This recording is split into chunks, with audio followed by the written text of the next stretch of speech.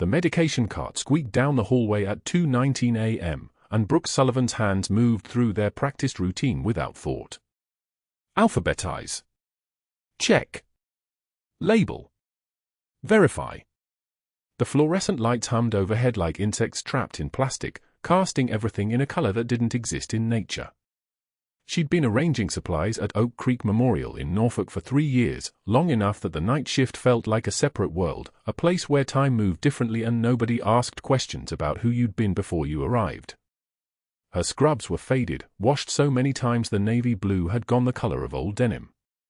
The tag on the front read B. Sullivan, RN, but the letters beneath it had been scratched out years ago. She preferred it that way.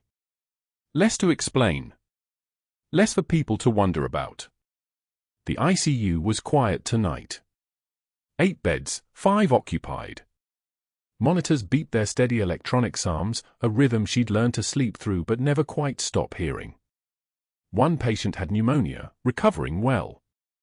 Another was post-op cardiac, stable vitals, doing better than expected. The third was a car accident victim, still sedated, still swollen with trauma. 3 bed spaces sat empty and waiting, which meant the night would likely stay this way until shift change at 7. Brooke had learned that 3 years without disaster meant you could sometimes finish your cart work without interruption. She was reaching for the tubing when the fluorescent light directly above her position flickered and steadied. In that half-second of dimness, the scar tissue crossing her left forearm caught what little light remained, raised white lines in patterns that looked almost like lightning if you didn't know better. If you didn't know they came from shrapnel spraying across a trauma bay in Baghdad while mortars fell like hail against the roof. She pulled her sleeve down automatically, a gesture she'd performed 10,000 times. Muscle memory and restraint. Footsteps approached from the north corridor. Expensive shoes on hospital tile, the kind of shoes that announce themselves. Brooke didn't look up. She'd become expert at not looking up. Dr. Marcus Hargrove entered the ICU like he was walking onto a yacht, adjusting his gold cufflinks and conducting a visual inventory of the space. The man was 62, cardiothoracic surgeon, chief of surgery at Oak Creek, and he carried himself with the particular confidence of someone who'd never been told no in a way that stuck. His watch cost more than Brooke's monthly rent. His office had mahogany and a window facing the Elizabeth River. He was the kind of man who understood power the way other people understood breathing, automatic, essential, never questioned. He paused when he saw her. Brooke was completing a central line placement on the post-op cardiac patient, needle already in, position verified, saline flush running clear. 40 seconds. No supervision. No hesitation. Just hands that moved with the precision of someone trained not for hospital protocols but for field medicine, where you had one chance and 8 seconds before the patient bled out. Dr. Hargrove's expression shifted. She caught it in her peripheral vision without turning her head. Dismissive becoming evaluating. The kind of look a man gives when he realizes something he thought was furniture can actually think. "Sullivan," he said. Not a greeting.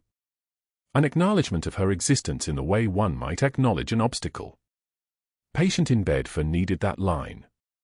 Post-op cardiac, Brooke said, voice level. Central access for monitoring and medication administration. Standing order from Dr. Chen.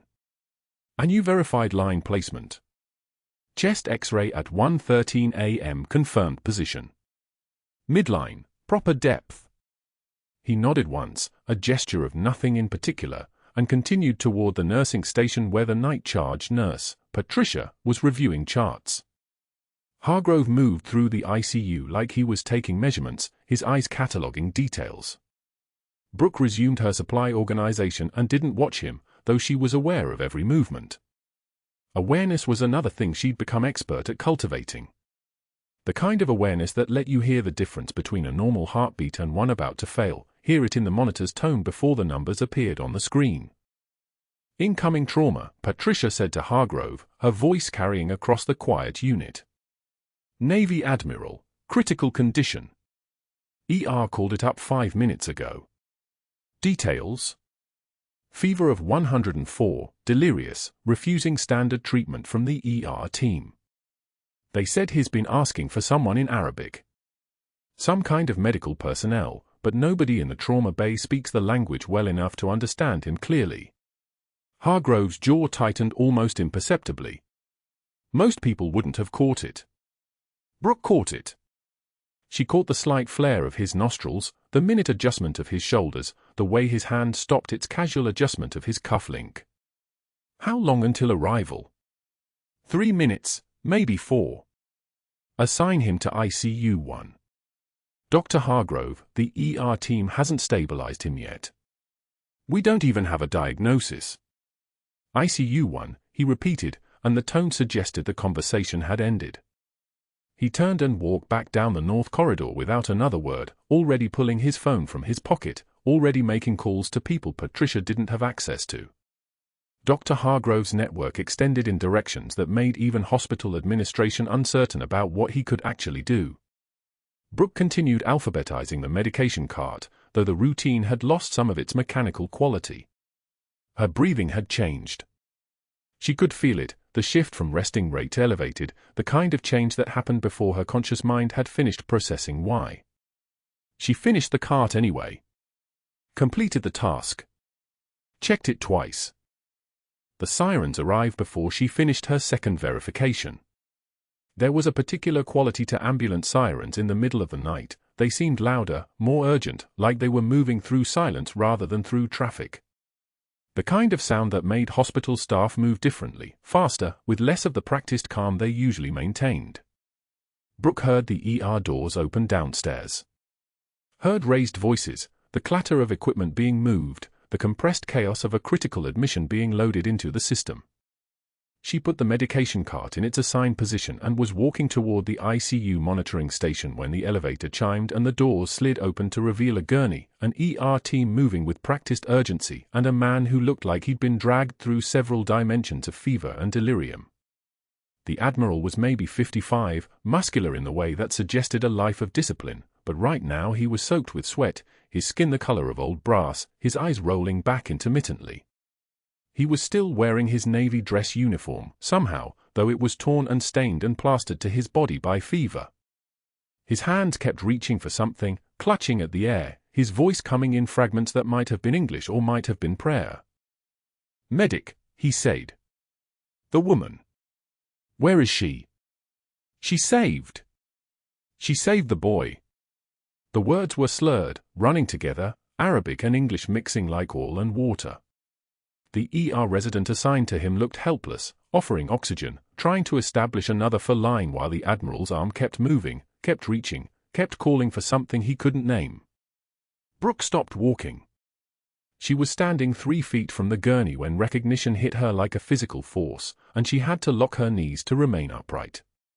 The jaw was different now, squared by decades and military discipline. The eyes were different, older, scarred by rank and responsibility. But the shape of his forehead, the specific curve of his cheekbones, the way his left hand kept reaching even in fever, all of it crystallized into a face she hadn't seen in 20 years. She'd pulled him from rubble. She'd held pressure on a bleeding wound in his thigh while mortars fell and the compound shook and her hands were covered in his blood and dust from the building that had collapsed on him. He'd been 11 years old. His name had been Rashid. His mother had cried when Brooke had carried him back toward the FOB, and Brooke had been told never to speak his name again, never to document what happened, never to discuss the operation that had gone sideways and gotten classified records scrubbed and dissolved the unit into new identities and disappeared into files that no one would ever open. He was looking for her. Even in delirium, his body remembered. His voice remembered. But he didn't recognize her face, because the last time he'd seen her, she'd been 24 years old in full combat gear and his eyes had been nearly closed from pain. And now she was 44, wearing faded scrubs, her hair in a regulation ponytail, scars hidden under sleeves. Patricia was directing the ER team toward ICU 1. The resident was still trying to manage the Admiral's arm. Dr. Hargrove was somewhere in the hospital, already making calculations, already seeing this crisis as an opportunity or a threat or both simultaneously. Brooke didn't move. She didn't speak. She stood exactly where she was, her hands at her sides, her expression neutral, while every cell in her body recognized the boy she'd left in Baghdad 20 years ago, now a flag officer in the United States Navy, fever-delirious and calling for a ghost. She heard his voice cut through the medical noise again. "Find her. Find the medic. She has to be here." The ER team wheeled him past her without stopping. Nobody was looking at the quiet night nurse in the faded scrubs who'd suddenly gone very still. Patricia was already preparing ICU 1. The resident was already calling up labs. The machines were already calibrating. The hospital systems were already moving forward, pulling this Admiral into the institutional machinery, and none of them understood what had just walked through those doors. What happened next changed everything. But Brooke didn't know that yet. She only knew that she was standing in the middle of the ICU at 2:52 a.m., watching a man she thought she'd never see again disappear into a monitored bed, still reaching, still calling, still asking for the woman who'd saved his life in a place the world had agreed to forget. The Admiral's eyes snapped open at 3:17 a.m., and he reached under his pillow with the fevered desperation of a man chasing ghosts. His fingers found the boots, leather cracked and weathered, desert dust still crusted in the seams from a place and time his conscious mind couldn't quite grasp. He pulled them close to his chest like they were the only real thing left in a room that kept tilting sideways. The machines around him beeped their mechanical indifference. Before in his arm dripped antibiotics that weren't working. And in the corner chair where she'd been sitting for the last 6 hours, Brooke Sullivan watched him with eyes that held 20 years of secrets. She didn't sleep. She wouldn't. Not while he kept reaching, kept calling, kept asking for a woman he didn't recognize but his body seemed to remember in the deep muscle memory of survival. Every 15 minutes she checked his vitals. Temp still climbing, now 103.8. Heart rate holding steady at 118. O2 sat acceptable but trending down. She made notes in careful handwriting, each entry a quiet documentation of a man burning up from the inside while the hospital hierarchy decided whether she was worth listening to. That's when Dr. Hargrove walked in at 4:52 a.m., flanked by the Admiral's wife and 2 daughters who'd been sleeping fitfully in the family waiting room. The morning shift hadn't started yet. The hallways were still dark. Brooke was adjusting the Admiral's for drip when Hargrove stopped her mid-motion and said, "Perhaps we should let someone with actual medical knowledge handle this." The words landed flat and cruel in the pre-dawn silence. Not a question. A declaration in front of an audience. Brooke turned to face him, her hand still on the 4-line.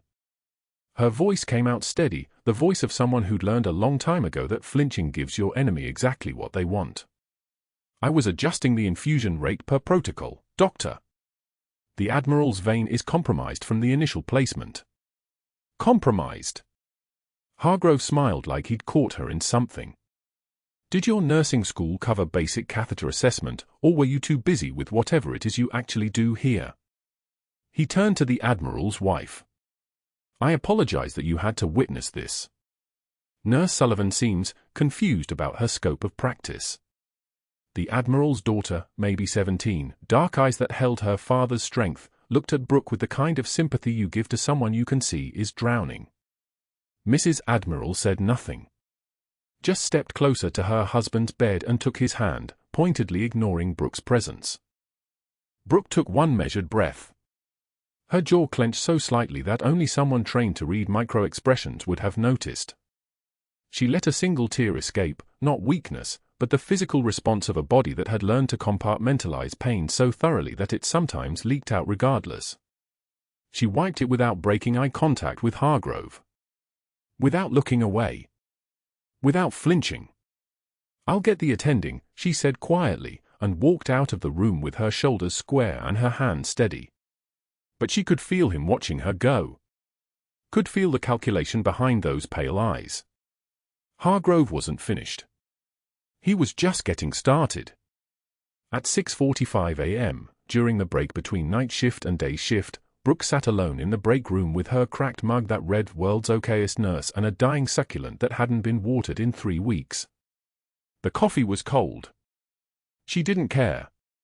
She was staring at nothing when Marcus from Pediatrics walked in, saw her, and then suddenly remembered he'd left something in his locker. He left without even pouring coffee.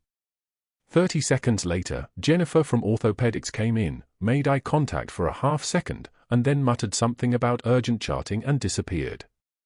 The fluorescent lights buzzed overhead like insects warning each other to stay away. By 7:51 a.m., Brooke was alone. She'd watched every single colleague find a reason not to sit with her. The room had cleared in 90 seconds, and she knew, with the kind of certainty that comes from having already survived worse things, that Hargrove had made calls. Had positioned himself as the voice of authority and credibility. Had suggested, very carefully, that Brooke Sullivan was someone to distance yourself from. Not explicitly. Never explicitly. Just rumor-shaped suggestions that spread like spilled antiseptic. She ate her lunch in silence. Fruit she'd brought from home. A sandwich that tasted like nothing. When she checked her phone, there was a text from her teenage son, "Mom, call me when you get a break," but she couldn't call him. Not yet. Not while her hands were still doing that tremor thing that meant the adrenaline hadn't quite finished its work. At 1:48 p.m., she saw it. A write-up posted on the unit board near the supply station. Her name. 3 medication errors she'd never made. Timestamps that were impossibly specific. Witness statements from nurses who'd been on different units that day. Hargrove's signature at the bottom, each letter formed with the precision of someone who'd had practice filing documentation designed to destroy careers.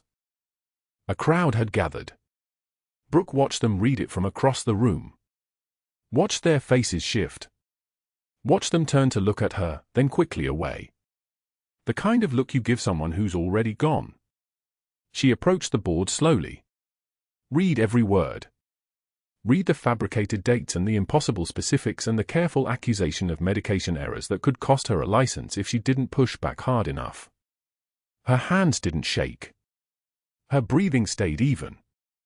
The mask that had been trained into her during years of medical training in places where showing fear meant contaminating a sterile field held perfectly in place. When she turned from the board, Hargrove was standing in the hallway, pretending to check his phone. He looked up at exactly the right moment to make eye contact. To catch her looking. To let her know he'd been waiting for this.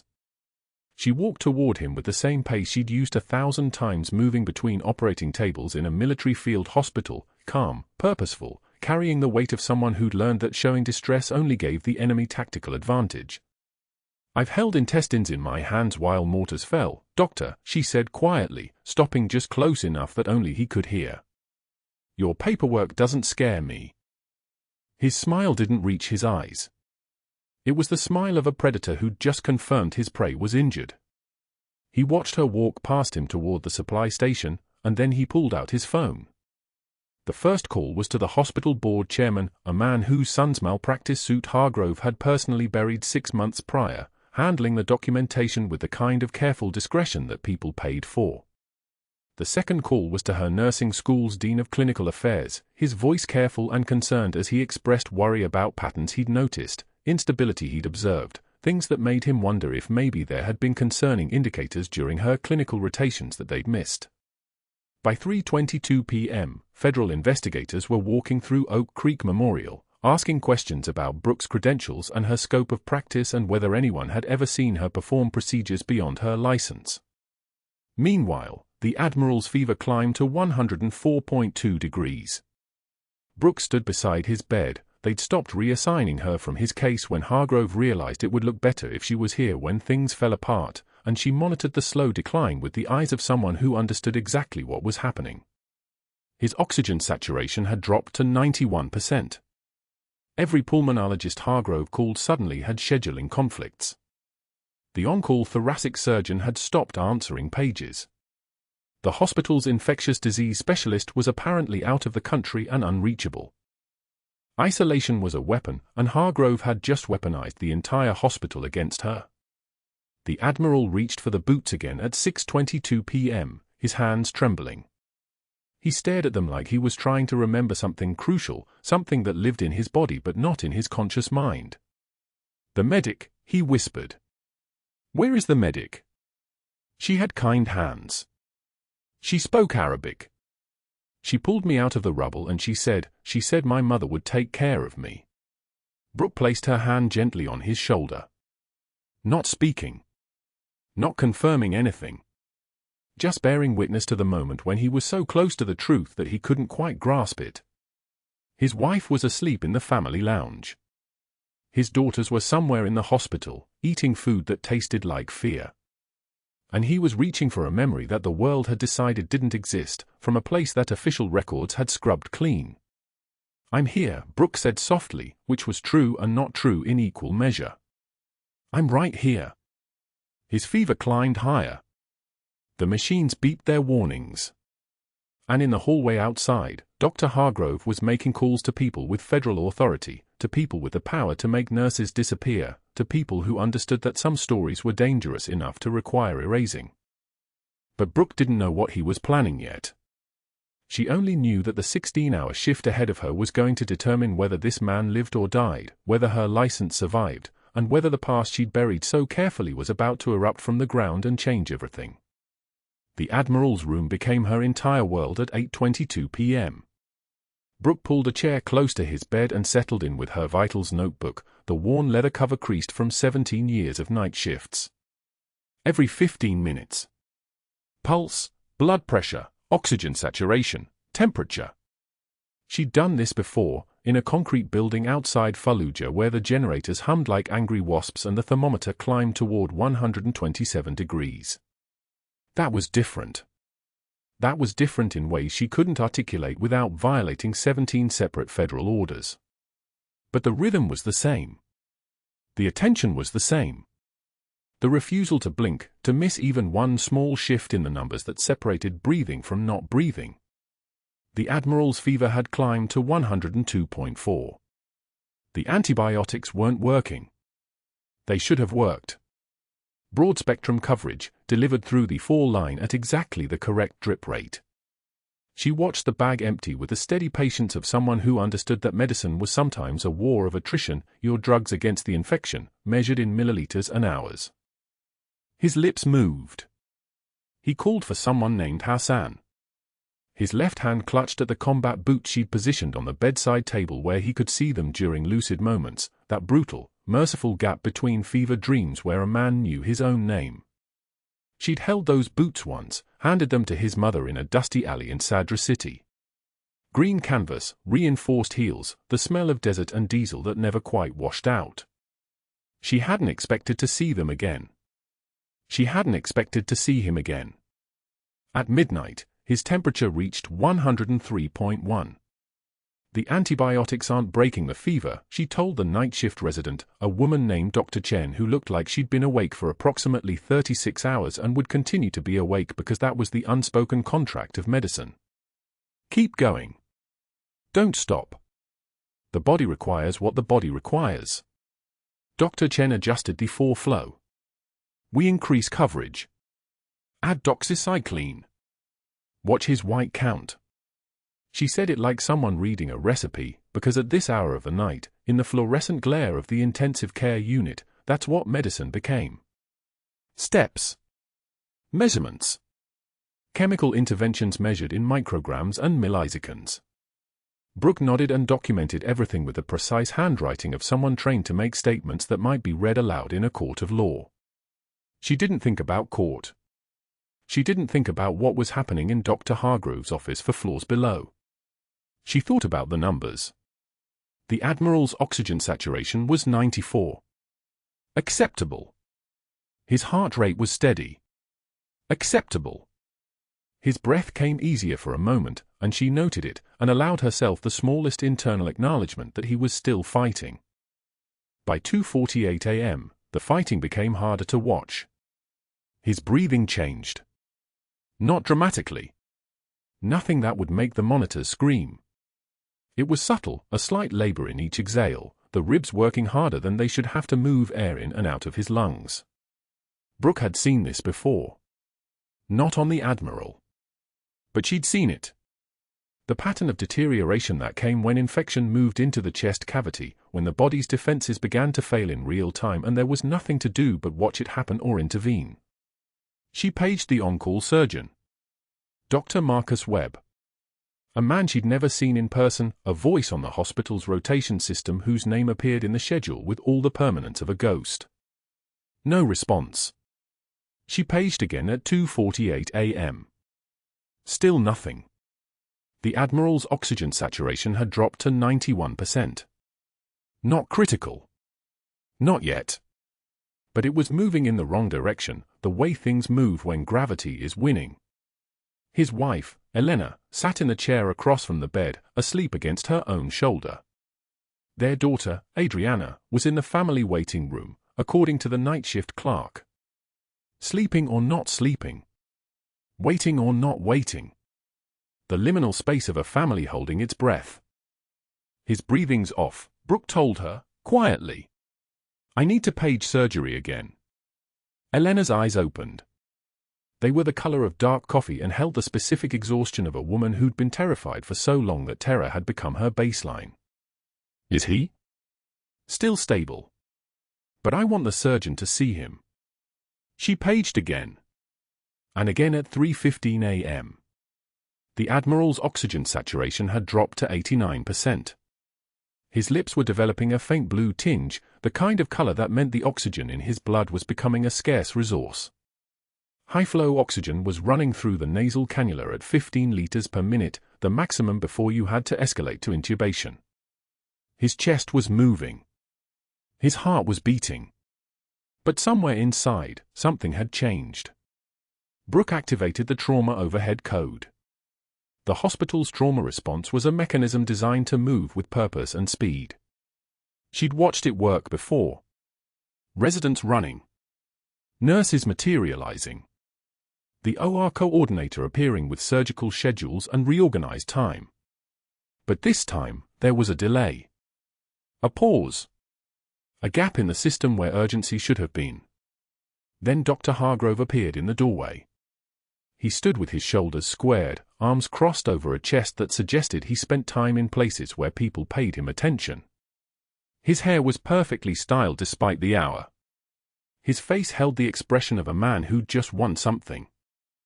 The surgical team is in a board meeting I called, he said, his voice smooth as syrup poured over broken glass. You're welcome to wait. And then he positioned himself in the doorway like a border guard. The Admiral's oxygen saturation dropped to 87%. Brooke looked at Elena. The Admiral's wife had risen from her chair, her hands gripping the bed rails with the desperation of someone watching something she couldn't stop. She was breathing fast. Her mouth was open. She looked like a woman watching her world collapse in real time. The Admiral's lips were definitely blue now. 78%. Brooke made a choice. It wasn't a brave choice. It wasn't even a hard choice. It was simply the only choice available to someone who understood that rules existed to serve survival, not the other way around. She moved toward the crash cart without asking permission. Without hesitation. Without the courtesy of explanation. Her hands found the 14-gauge needle with the muscle memory, not just trained response, but something deeper. Something from a place where she'd done this in the dark with mortar fire walking closer and the smell of burning diesel hanging thick in the air. What are you doing? Hargrove's voice snapped like a whip. She didn't answer. Answers required time. Brooke's fingers found the ribs, counting down from the second intercostal space the way you counted down anything that mattered. The anatomy was the same. The human body was a map she'd learned to read in Baghdad, and maps didn't change. Second and third rib, the space between them like a doorway. Midclavicular line. A point on the chest that, if you had the courage and the steady hand of someone who'd already survived the worst, could mean the difference between the next breath and no more breaths. Elena began to scream. Stop her! Hargrove's voice. Commanding. Urgent. Already reaching for his phone. This is an unauthorized. The needle went in. There was a hiss. A specific, unmistakable sound of pressurized air escaping from somewhere it shouldn't have been. The tension pneumothorax releasing like a wound exhaling relief. The Admiral's body jerked once, a convulsion of muscles suddenly receiving oxygen again, and his chest relaxed. His lips began to pink in real time. The monitor numbers shifted. 91%. 94%. 97%. His heart rate, which had been climbing toward dangerous, began to settle into something almost reasonable. He gasped once, that particular gasp of a man whose body suddenly remembered how to breathe properly. His eyes opened. For a moment, there was clarity. Recognition. The face of a man coming back from a place where he wasn't sure there was a way back. Elena's screaming became crying. The Admiral looked at his wife. Then at Brooke. And in that moment, something flickered across his face, a question, maybe. Or a memory that hadn't quite solidified. She was familiar. His fever brain recognized that much. There was significance in her face, in the way her hands had moved with such terrible certainty, but the memory itself was still buried under 17 years and infection and the haze of drugs keeping him alive. Brooke stepped back from the bed. She was still wearing the same blue scrubs. Her name badge still read RN Brooke Sullivan. Her hands, which had just performed a procedure that only doctors were licensed to perform, were completely steady. Dr. Hargrove was on his phone. She could hear him, his voice carrying that specific register of a man reporting a crime, of a man who believed he was calling for justice against a violation. Yes, I'm reporting an unauthorized surgical procedure performed by nursing staff. Patient is a Navy Admiral. Active duty. We need state investigators immediately. She's still here. She's still in the room. Brooke removed her gloves. She documented the procedure in the Admiral's chart with the handwriting of a military intelligence officer trained to make statements that would survive congressional review, 2:08 a.m. Patient oxygen saturation 78% despite high-flow oxygen support. Clinical presentation consistent with tension pneumothorax. Emergency needle decompression performed at second-third intercostal space, mid-clavicular line, utilizing 14-gauge needle. Immediate restoration of oxygen saturation to 94% and stabilization of vital signs. Patient is breathing. Patient is alert. She documented the time. She documented the reading. She documented the fact that the Admiral was still alive. Security appeared in the hallway. She recognized the guard, the same one who'd brought the cardboard box to the break room where no one would sit near her. He looked uncomfortable. He looked like a man who'd been given an order he didn't want to follow. The Admiral's eyes found Brooke again. His mouth moved, forming words that didn't quite make it into sound. She watched him try. She watched his wife lean close to hear what he needed. The nurse, he whispered. His voice was gravel and determination. The medic. She. Rest, Elena whispered back, and pressed her forehead against his. Just rest. Brooke stood in the corner of the room in her blue scrubs with her steady hands and her secret rank and her hidden past, watching the Admiral's oxygen saturation hold at 97%. The monitors beeped their steady rhythm. The ventilator hummed its mechanical song. The fluorescent lights above shed their merciless white glow across a room where something impossible had just been possible. And somewhere, security was walking down the hallway. Somewhere, Dr. Hargrove was making another phone call. But the Admiral was breathing. That's all that mattered. Dr. Hargrove moved through the hospital corridor like a man repositioning chess pieces, not saving lives. He didn't acknowledge what she'd done. The Admiral's oxygenation climbing from 68 to 92% meant nothing to him compared to the threat walking those halls in scrubs. A nurse who could perform needle decompression without hesitation. A nurse whose hands didn't shake. A nurse who had no business existing. He reached his office and closed the door. 3 phone calls. That's all it would take. The first went to Thomas Bancroft, the hospital board chairman. Bancroft's voice was cautious, it always was when Hargrove called. There was a reason. 3 years ago, Bancroft's son had been sued for malpractice, a 48-year-old woman left paralyzed after spinal surgery.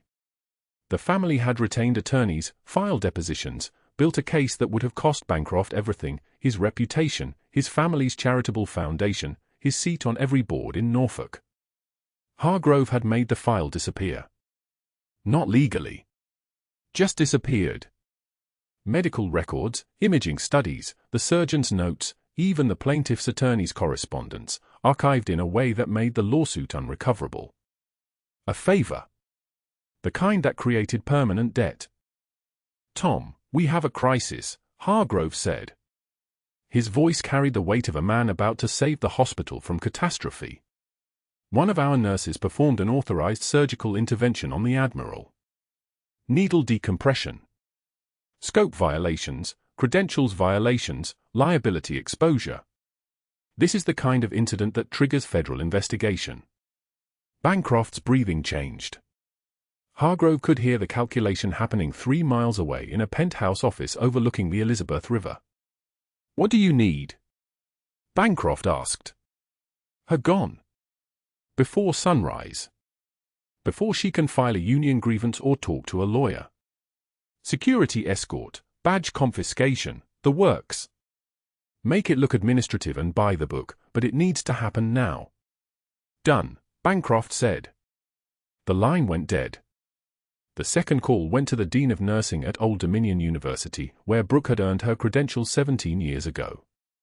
Hargrove framed it differently, not as an attack but as a professional concern, the kind of thing a conscientious physician raises when a colleague displays troubling patterns. "Dean Morrison, I'm calling regarding one of your graduates. Brooke Sullivan, class of 2006. I've been her supervisor here at Oak Creek for 3 years, and I've developed some concerns about her mental stability. Emotional volatility. Judgment lapses. Tonight she performed a medical procedure without authorization, needle decompression on a critical patient. Could have killed him." A pause. A sigh. "I wanted to reach out to her references from your program before we have to involve regulators. Is there any history of psychiatric issues? Anything in her application or clinical rotations that suggested instability?" The dean would check. She would find nothing because there was nothing to find. But the call would be logged.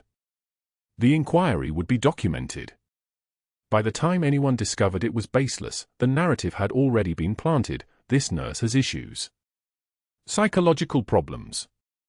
Don't hire her. Don't trust her. The third call was the masterpiece.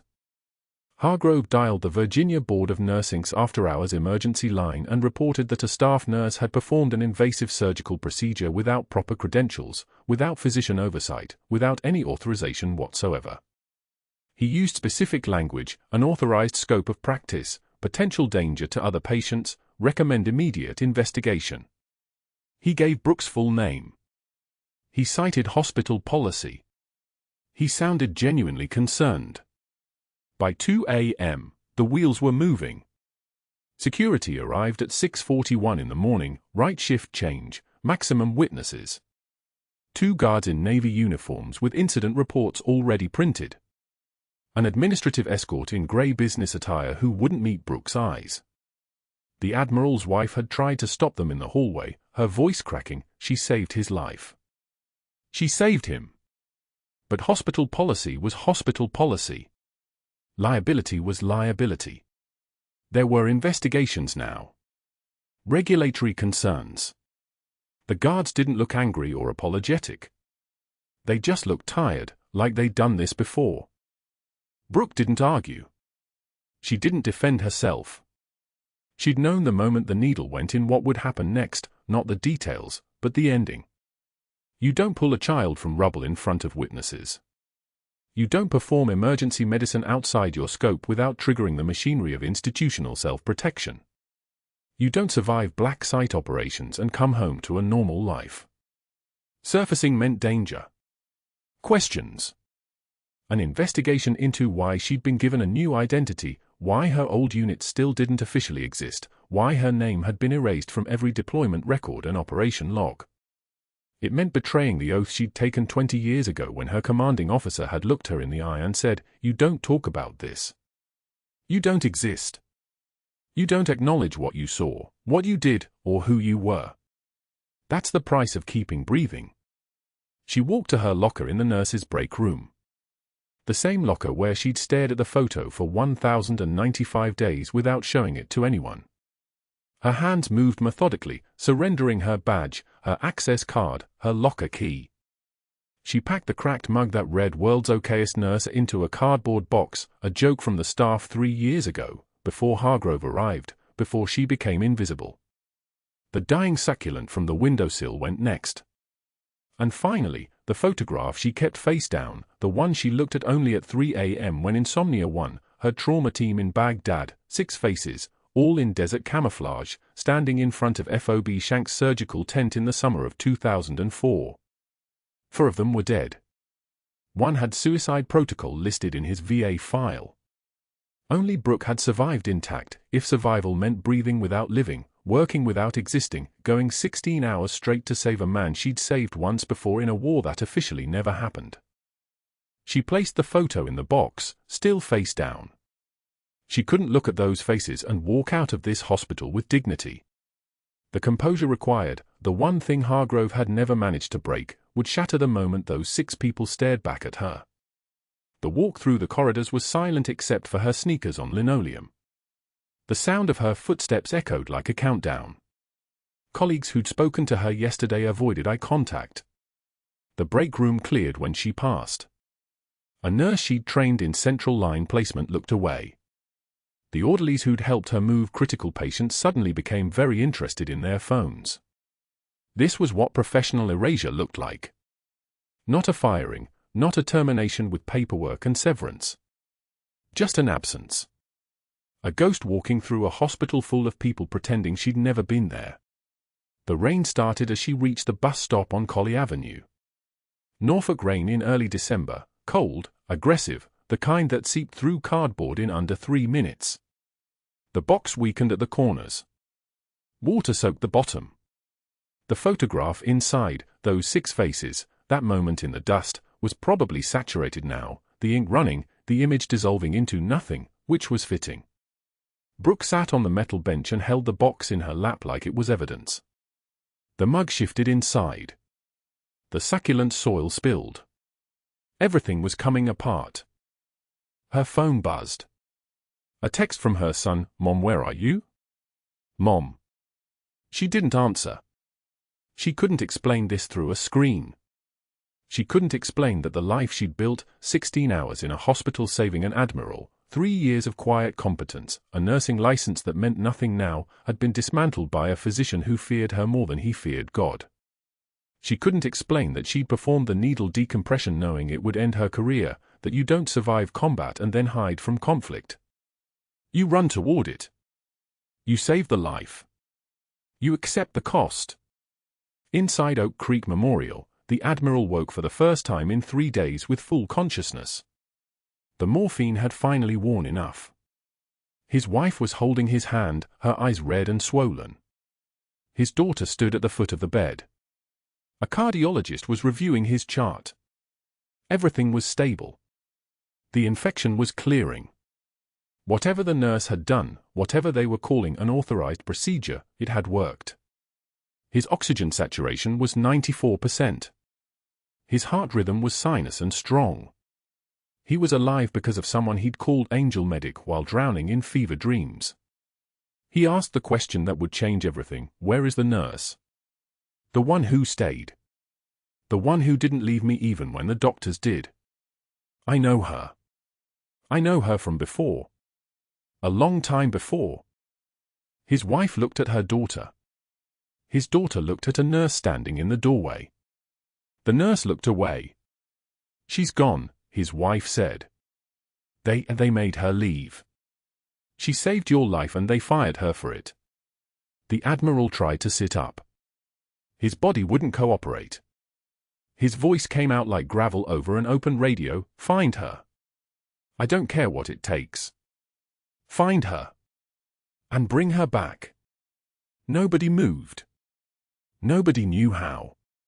But the request had been made. The Admiral, a decorated military officer with access to resources most people couldn't imagine, had just activated machinery of his own. The question wasn't whether they'd find Brooke Sullivan. The question was what would happen when they did.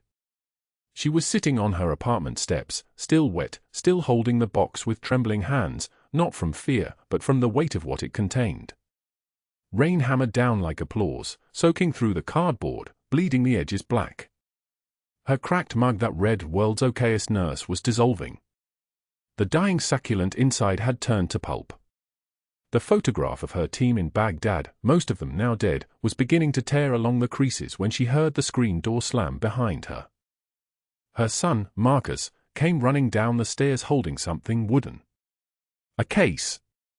Military grade. She'd hidden it in the attic 7 years ago, back when she thought she'd buried that life deep enough that it would never surface. Mom. He was breathing hard, rain streaming down his face. Mom, they need to see these. Marcus, no, she reached for the case but he was already moving, car keys in his hand, that look in his eyes that reminded her too much of herself at 17. Determined. Certain. Absolutely wrong about what came next. Before they can come after you again. Before Hargrove finishes what he started. He opened the passenger door of his beat-up Civic.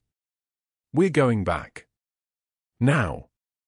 She didn't have the strength left to argue. The box was falling apart. Her old life was dissolving in real time. Maybe it was time to stop running. They drove through the rain without speaking, wipers screaming against the glass, the case sitting between them like a bomb counting down. Oak Creek Memorial rose out of the darkness like a fortress. The same parking lot where she'd stood 6 hours ago holding everything she owned in a cardboard box. The same doors that had closed behind her when security escorted her out. Marcus carried the wooden case with the solemnity of a pallbearer. She followed him through the emergency entrance, past the night shift nurses who'd avoided her lunch table, past the break room where colleagues had scattered when she sat down. Nobody tried to stop them. Maybe they could smell what was coming. The Admiral had woken. The word had spread through the hospital like a morphine drip, conscious, asking for the nurse. The nurse. Demanding to know where she was, why she'd been fired, what Hargrove had said to make her disappear. They found the boardroom on the 3rd floor. Hospital administration was already there, alerted to something brewing. The board chairman sat with his hands folded. The hospital's general counsel was reviewing documents on a tablet. The CNO, chief nursing officer, stood near the window, arms crossed, waiting. Marcus set the wooden case on the conference table. His hands were steady. Steadier than hers. My mother, he said, and his voice didn't shake, is Senior Chief Petty Officer Brooke Sullivan, United States Navy. The room didn't react at first. Shock was slow, a drug taking time to hit the bloodstream. Then the nursing administrator, a woman named Patricia who'd once tried to sit with Brooke at lunch before fear made her walk away, reached for the case with trembling hands. She opened it. Inside, photographs in dress blues. Commendations. Unit patches with names of the dead stitched into fabric no one was supposed to remember. A bronze star in its original presentation box. 2 purple hearts, still sealed. And a ribbon the color of ocean water, the Navy Cross. Patricia pulled out a file. Her voice, when she spoke, sounded like it was traveling through water. Senior Chief Sullivan received the Bronze Star with Valor for combat medical operations in Baghdad. The citation says she performed emergency trauma surgery under active fire. It says, she paused, reading silently, her jaw tightening. It says she treated high-value targets. Black site operations. The room was so quiet you could hear the rain outside, the hospital's heartbeat monitor systems humming through the walls like a distant choir. The door opened. A man in dress white stepped through, not navy blue, but the crisp white dress uniform of a SEAL. Medals on his chest that looked like they could cut glass. His presence changed the air pressure in the room, made oxygen feel scarce. He moved with the terrifying fluid precision of someone who'd learned violence as a second language and mercy as an art form. Senior Chief Sullivan. He nodded once, the kind of salute that didn't need a hand, just respect traveling like electricity. Commander Hayes. We served together, Baghdad, 2004. Marja River extraction. Brooke felt something in her chest crack open. She hadn't heard anyone call her that rank in 8 years. "I'm here to testify." His voice was like a tank idling in a garage, controlled power, barely contained. Senior Chief Sullivan received the Bronze Star with Valor, 2 Purple Hearts, and the Navy Cross for extracting 12 wounded under fire. Children, civilians, 2 adults with penetrating abdominal trauma. She ran 400 meters across open ground to reach them. Machine gun fire. Mortars. He turned to face the board. She was the best combat medic I ever saw. The Navy Cross. The award for valor above and beyond the call of duty. The same medal that got killed 2 of the men in that photograph on her kitchen table. An FBI agent stepped forward next, holding another file. Federal credentials clipped to his belt. He introduced himself with the tone of someone about to condemn a house. Oak Creek Memorial has been under federal investigation for 8 months, he began. Surgical billing fraud. Inflated codes, falsified procedures, unauthorized device implantations generating $17 million in fraudulent insurance claims. He opened the file. When Senior Chief Sullivan arrived at Oak Creek Memorial, her presence in the ICU created a problem for Dr. Hargrove. She's a trained surgical specialist. She would notice discrepancies. She would ask questions. She became a liability he needed to eliminate. The board chairman's face had gone the color of old bone. The agent continued, her unit treated high-value targets in a classified operation. When the operation was compromised, she and 6 others were given new identities. She's been living under an assumed name for her own protection. She was ordered to disappear. For 8 years, she followed that order. She worked as a civilian nurse. She kept her head down. She healed people. Until the Admiral arrived, and she recognized him. The room had crossed a threshold. Hargrove's name wasn't mentioned anymore. Everyone was looking at the empty chair where he usually sat during administrative meetings. The chair was very empty. Very quiet. The boardroom doors opened again. The security guard who'd escorted Brooke out that morning, the one who'd handed her the cardboard box, who'd looked away because he knew it was wrong, walked over to where Hargrove stood. He was carrying another cardboard box. "Dr. Hargrove," the security guard said, voice level and neutral as a metronome, "I believe you know the way out. Your board privileges have been permanently revoked pending federal charges." Hargrove moved like a man underwater, slow and drowning. He took the box with shaking hands. Inside, his nameplate from the door. His office keys. A notice of license suspension from the State Medical Board. The walk through the hospital corridor was silent except for the whisper of colleagues stepping back, creating distance like he was contagious, erasing association like he'd never existed at all. Brooke watched him go. She didn't feel what she thought she'd feel. No surge of triumph. No relief. Just the knowledge that the boots under his feet carried him toward consequences he'd earned, and that was enough. The Admiral's wife was in the doorway now, having heard the commotion, eyes moving between Brooke and the naval officer in dress whites. Her husband was behind her in a wheelchair, oxygen tubing under his nose, but his eyes were clear. Conscious. Aware. Those eyes found Brooke across the room and something shifted in them. Recognition. Not the way you recognize a nurse who'd helped you. The way you recognize a ghost that had saved your life 20 years ago. "Angel medic," he whispered. She crossed to him. The room watched. The FBI agent, the board chairman, the CNO, Marcus still holding the wooden case like it was a sacred thing. The Admiral reached up and took her hand in both of his. His grip was weak, but his eyes were the eyes of someone who'd spent 3 days calling for her in the dark of his fever, and finally, the face matched the voice. "You stayed," he said. 16 hours, Brooke said quietly.